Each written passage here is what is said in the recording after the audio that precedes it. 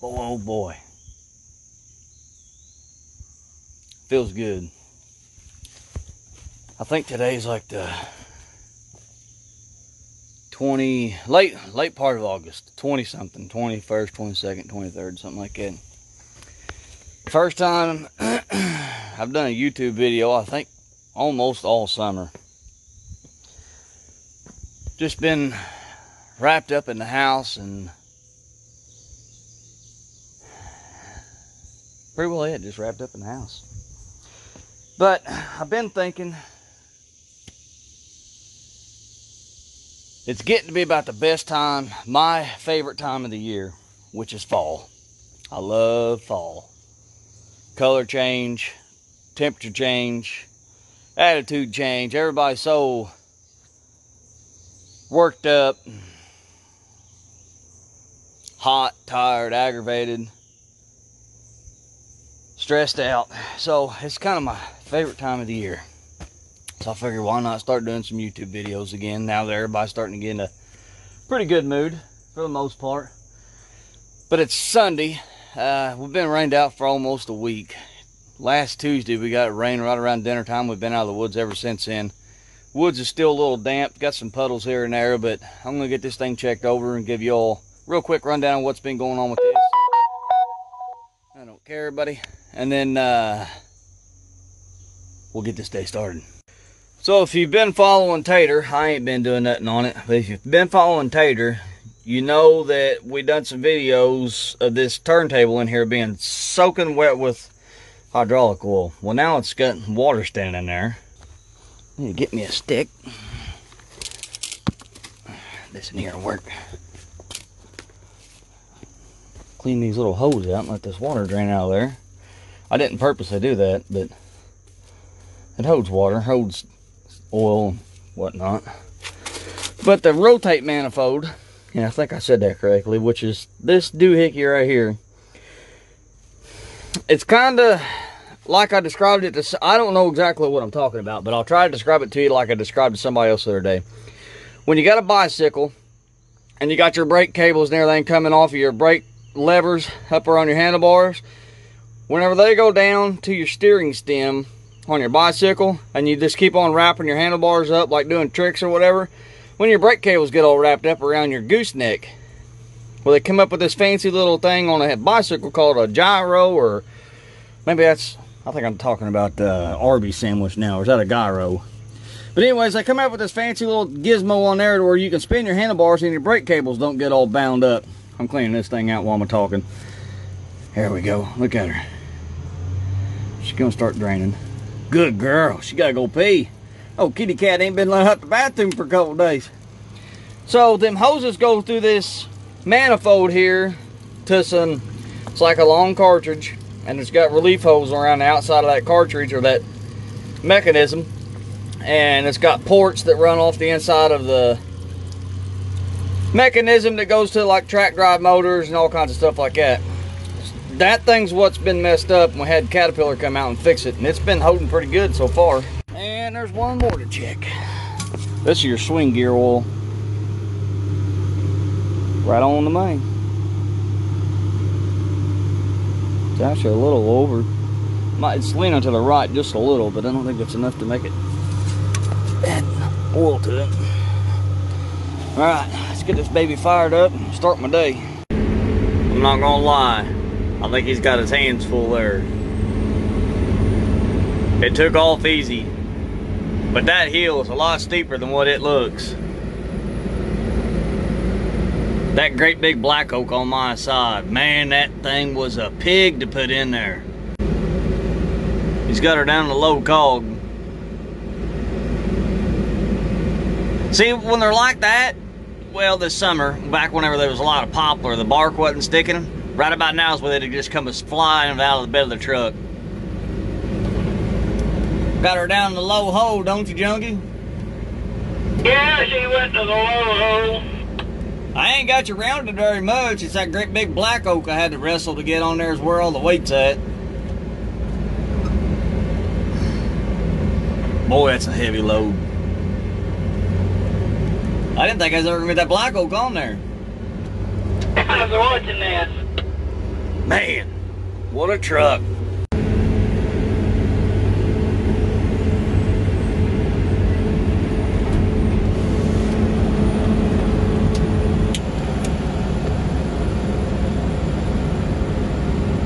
That's all of them down on this side. I gotta move the other side of the power line. Still be using the same hill. But I figured I'd get one last view of him going up on this side. That's a pretty good load.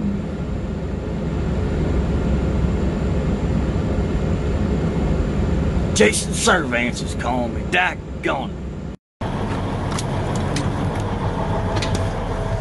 Oh boy.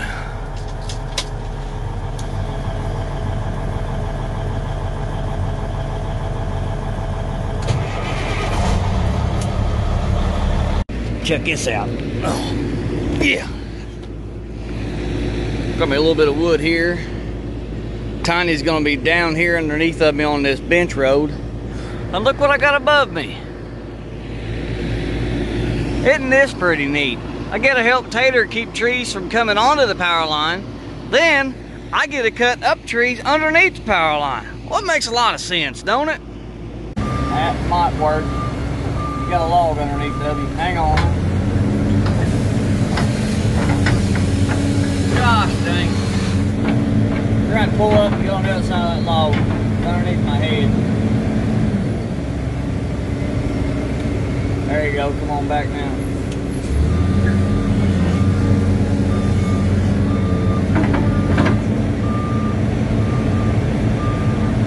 Oh yeah, looking good. Bring on back. Up, come on back. Try it there.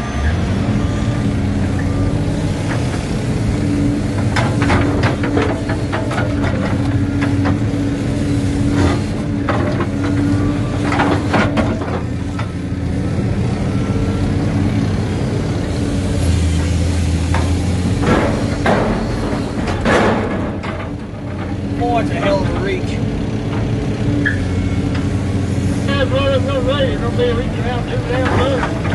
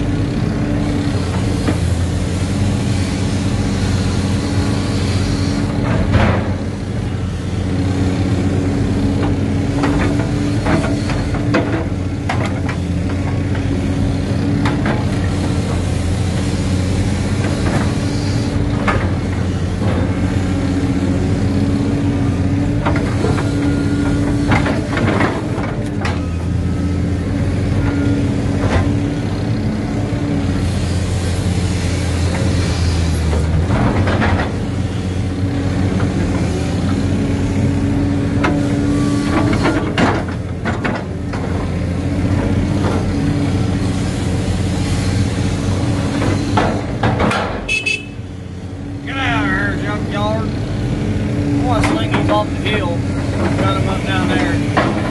Especially them bigger poplars, they're all backwards. And I can't stretch out across that hill and load it in the junkyard safely without flipping out over the hillside. All right, now Tater has already been down through here. He's done all the slop topping and everything, and a lot of times I don't do this, but I just want to do this one time. If Tater does watch this, or if somebody else watches this, they will gather why I like following behind Tater. This don't benefit me in any way, shape, or form, and I was not asked to do this in any way, shape, or form. I'm doing this out of the kindness of my own heart. But watch this.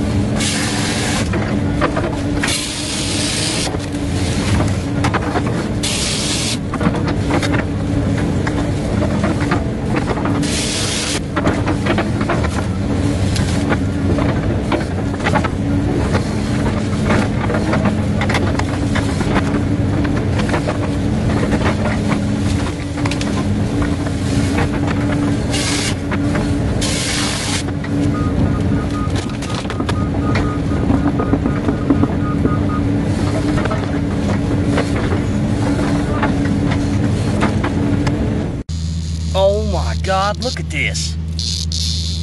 Some kind of a great big hornet killing this daggone locust. Oh my God.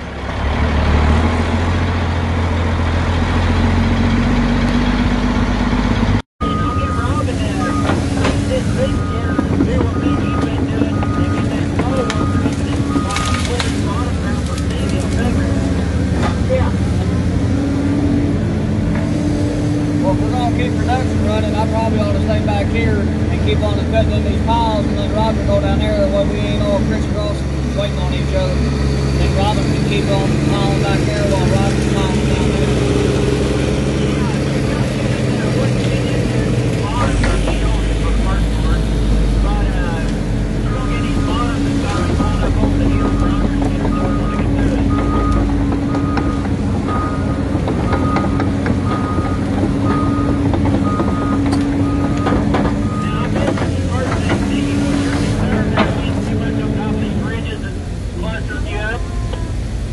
I said production moving instead of me going down there waiting on Roger bringing me trees.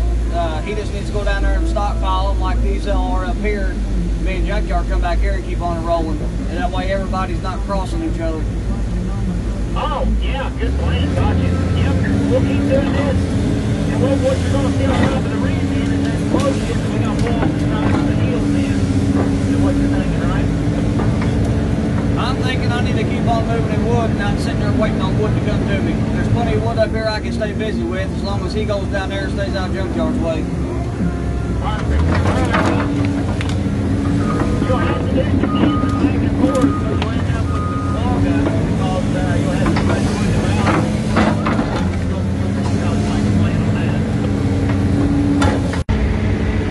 See if Junkyard can get out of here.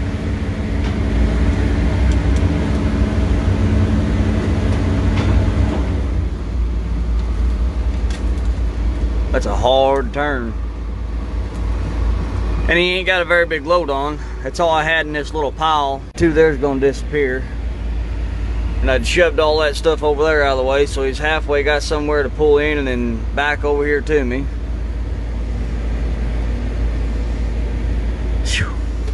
Just small things that aggravates me. I like having a clean job. I like making stuff right the first time, not having to go back and do it the second time. Whenever you're setting these yards up for me and you're skidding ahead, and it ain't, I don't think it'd be just for me, even though I'm picky, but I don't think it would be just for me. The yard has to be accommodated to fit me in there to be able to swing and to stack wood, because we're over a mile from the boom now, so I'm actually getting ahead of Tiny by quite a bit. And then you have to accommodate Tiny into this picture of all this wood and me in there swinging and stacking and loading. So it's kind of a pain to justify what is enough, what ain't too much. Here's a good spot for this because of all the sassafras. Sassafras is junk. It's actually growing where the ground was poor at one time. That's all the ground would supply was sassafras. Well, now the ground's healed over and it's got timber coming back. So, and they're junk. Look at the butts of them. They're hollow. They ain't never gonna mount anything. So if I need room, I could use that for room.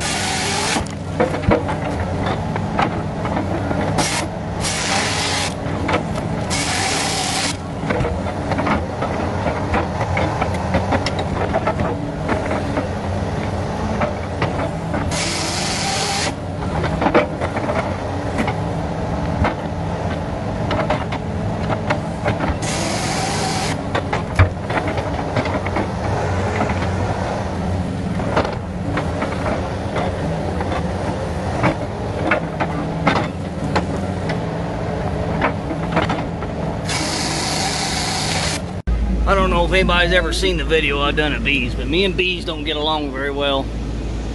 And that is a wad of honeybees less than 3 feet away from me. Look at them in there working. That is too cool.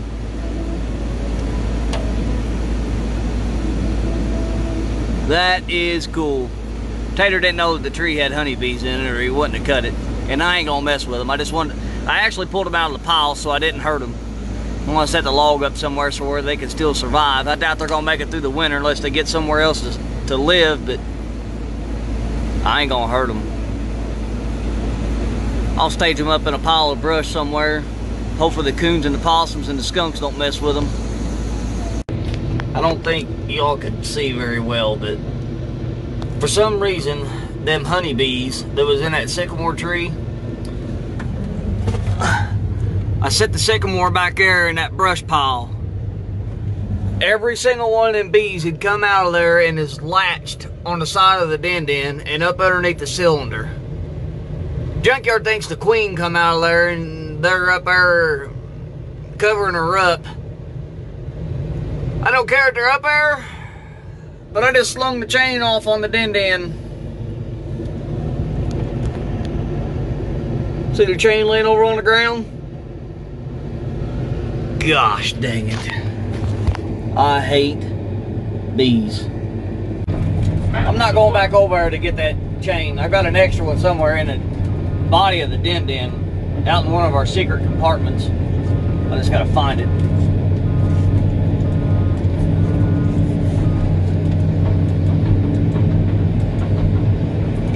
Well, there's not near as many of them, and they are not swarming right now, so here I go.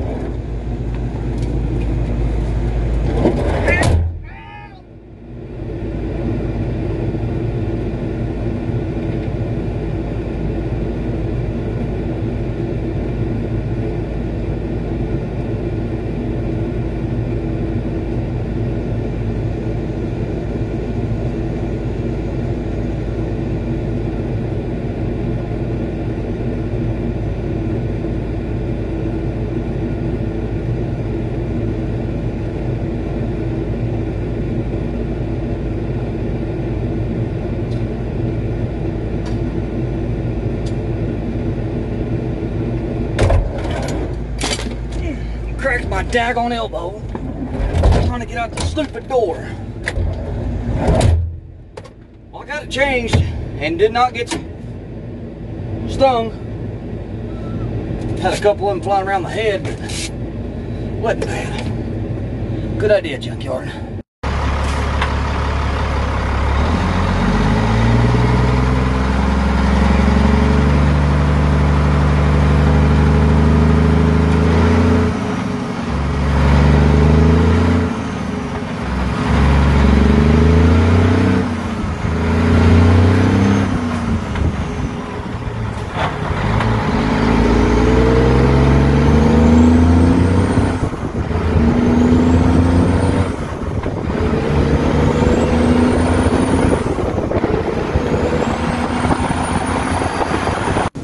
Well, I didn't get to witness it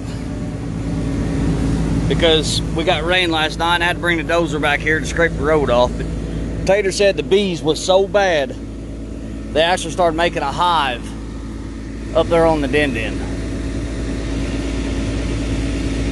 Like they wasn't just there hanging out. They were there to live there. Them are all dead bees. We was trying to figure out a way to get rid of them without killing them. What Tater ended up doing, oh my God, you see all of them up there? They're all just flying into my face. I probably shouldn't even be up here. But he hosed them down with diesel fuel. Look at all of them.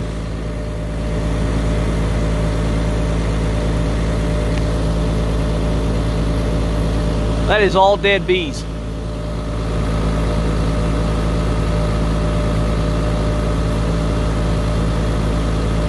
Oh my God. I actually want to get up there and nose around. Get out of here, bee.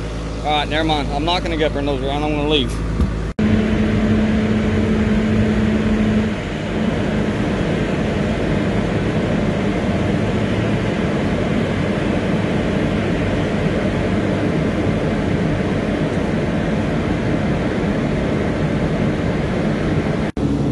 Had a couple different people get a hold of me locally around home that's interested or concerned about how we do finishing a skid road on a steep hillside. It's a pretty steep hill here. His phone's not going to do the justice of it. I'll get down to the bottom and look back up towards the track hole. And it's soft. Soft. I mean, you hear the water in it, kind of soft. I like doing this type of work because I feel like I put out good effort in it. Phil's got a water bar there that's just gonna push the water that direction. Still don't show the justice of that. But from where I'm standing to the bottom of the tracks of the track hole, I'd say it's probably 20-foot elevation difference, which probably don't sound much to some people. This is pretty steep hill for equipment to be playing on and dragging timber up. So you gotta consider that. Get back up here and I'll give you a scout back down it again, and then I'll come back and show you what it looks like when I get it done. And I'll try to keep track of my time that I have invested in this, just to give you an idea of the effort that I put towards it.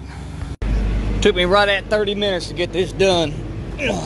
And we have Hurricane Lori or whatever barking at us right now. It is fixing to cut loose and take off, pouring down rain. It's thundering and lightning, but there it is. Done. I love it.